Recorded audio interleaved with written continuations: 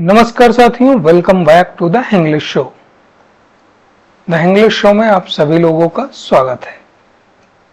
आज का जो हमारा टॉपिक है वो है प्रेजेंट परफेक्ट टेंस। तो आज हम लोग प्रेजेंट परफेक्ट टेंस के बारे में सीखेंगे।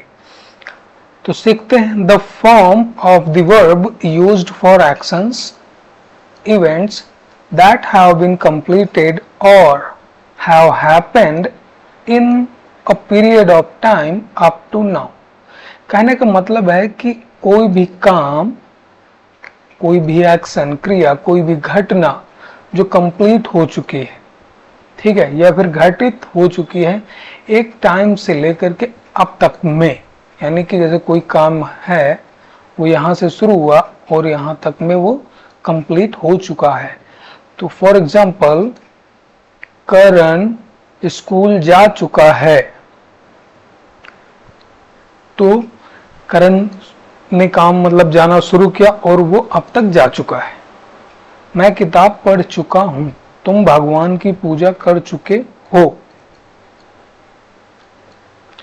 वह गाना गा चुकी है। वे घर आ चुके हैं। ऐसे वाक्य हमारे प्रेजेंट परफेक्ट टेंस के अंतर्गत आएंगे। ठीक है, इसको हम आगे समझते हैं कि और इजी तरीके से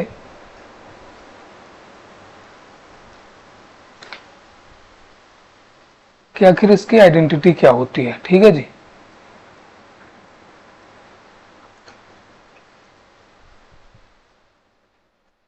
तो देखिए,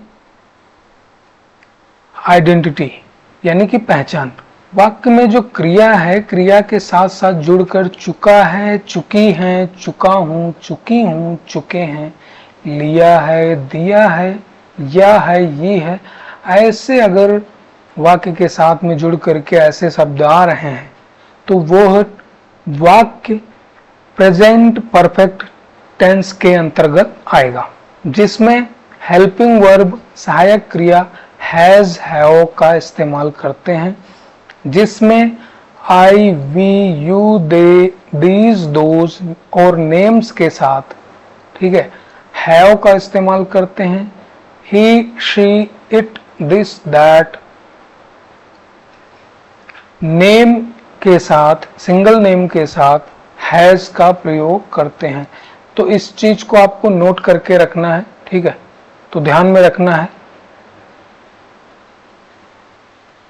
अब एग्जाम्पल के जरिए देखते हैं कि किसी भी वाक्य को हम ट्रांसलेट कैसे करते हैं, इसका स्ट्रक्चर कैसे बनता है, इसे इजी कैसे करते हैं हम ट्रांसलेट करते समय।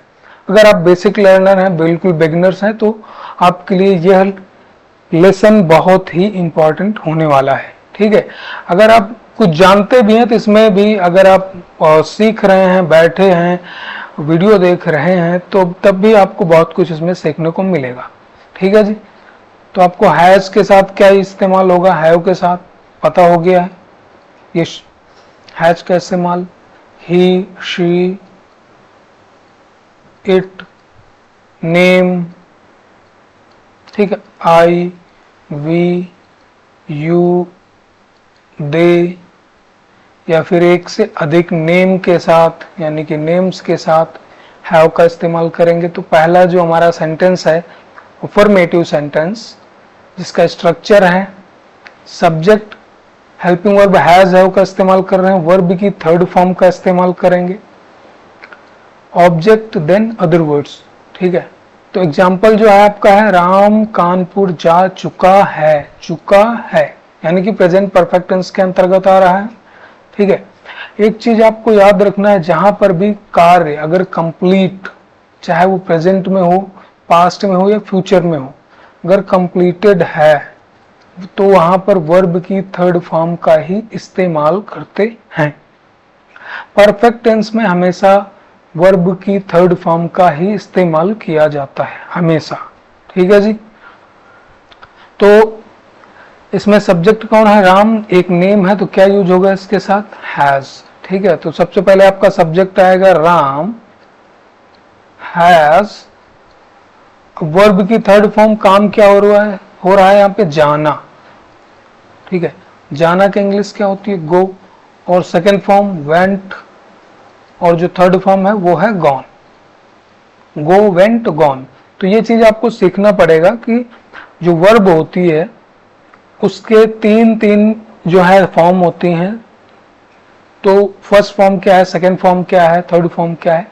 तो इसके भी सेपरेट वीडियोस जो है हमारे चैनल पे पड़े हुए हैं, ठीक है, आप वहां से देख सकते हैं। और साथ में आपको पूरी पार्ट ऑफ स्पीच जब पढ़ाई जाएगी तो वहां पर भी आपको वर्ब के बारे में बताया जाएगा, जहां से आप बहुत आसानी से इस चीज को समझ पाएंगे। तो राम हैज गॉन, वर्ब की third form Ram has gone to Kanpur, ठीक है, फुल स्टॉप के साथ एंड होगा सेंटेंस, ठीक है। जब इसका हम नेगेटिव बनाते हैं सेकंड सेंटेंस होगा, सब स्ट्रक्चर बन जाता है सब्जेक्ट, उसके बाद हेल्पिंग वर्ब और उसके तुरंत बाद नॉट, देन वर्ब की थर्ड फॉर्म हमेशा रहेगी ऑब्जेक्ट, देन अदर्स। तो सबसे पहले आएगा राम, देन आपका राम के साथ क्या लगेगा, हैज, तुरंत बाद आपका not, Ram has not gone to Kanpur, ठीक है जी। तो आपका ये सेकेंड सेंटेंस हो गया। नेक्स्ट आपका है इंटरोगेटिव सेंटेंस, यानी कि प्रश्नवाचक, ठीक है जी, प्रश्नवाचक वाक्य।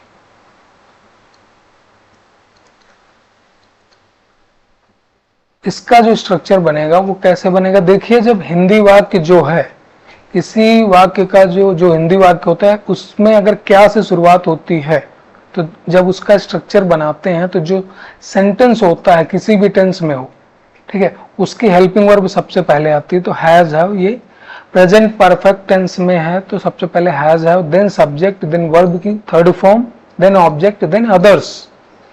तो सबसे पहले आपका आएगा हैज, क्योंकि राम के साथ क्या लगेगा, हैज, क्योंकि नाम है। Has Ram gone to Kanpur, simple है। देन क्वेश्चन मार्क के साथ एंड होगा, ठीक है। जब इसका नेगेटिव बनाते हैं हम तो कैसे बनाते हैं,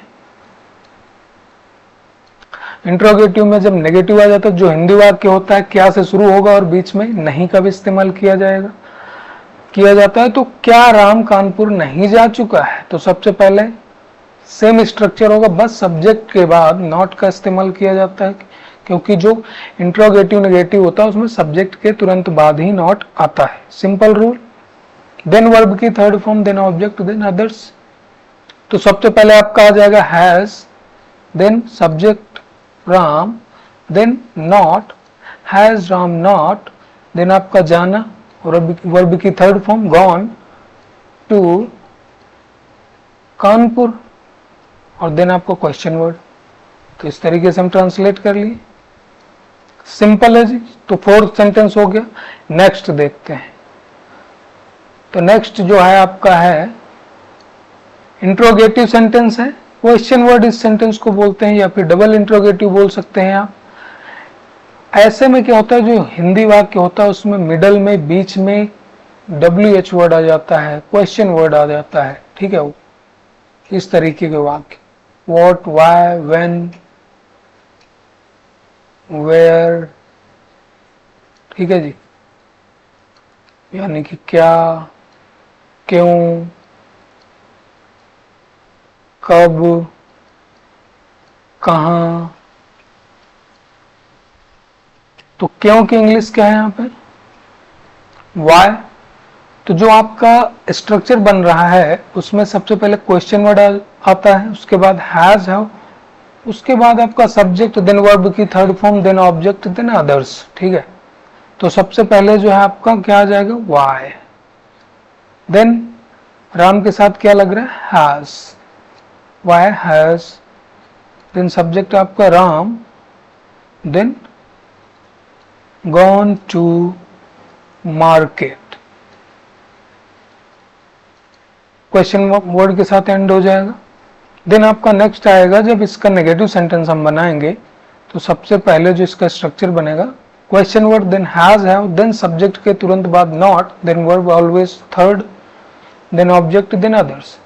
तो क्या हो जाएगा, सबसे पहले आपका बनेगा why, then has, then Ram, then तुरंत बाद क्या लग रहा है, not. why has Ram not gone to market, sorry, Kanpur, then question word. ठीक है, तो यहां पर भी आपका क्या होगा, कानपुर ही होगा। ठीक है जी, कानपुर।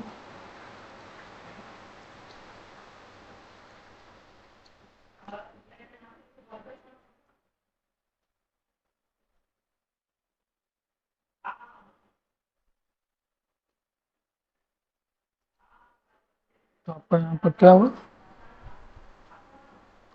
कानपुर। ठीक है जी, कानपुर, क्वेश्चन वर्ड, देन यहां पर भी आपका क्या आएगा, कानपुर। ठीक है, माय मिस्टेक। तो इस तरीके से आप इनने 6 बॉक्सेस में कैसे ट्रांसलेट किया इसे देख लिए। ठीक है, अब इसका स्ट्रक्चर है जैसे कि हमने 6 बॉक्सेस में इसे ट्रांसलेट करा वैसे ही सेम आप, ठीक है, आपको भी करना है। हैज, हैव को लेकर के 6 बॉक्सेस में, इन 10 सेंटेंसेस को आप 6 बॉक्सेस में कन्वर्ट करेंगे और उसके बाद आप ट्रांसलेट करके कमेंट करके हमें बताएं कि आपको कहां पे प्रॉब्लम हो रही है। ठीक है जी, तब तक के लिए बाय बाय, टेक केयर।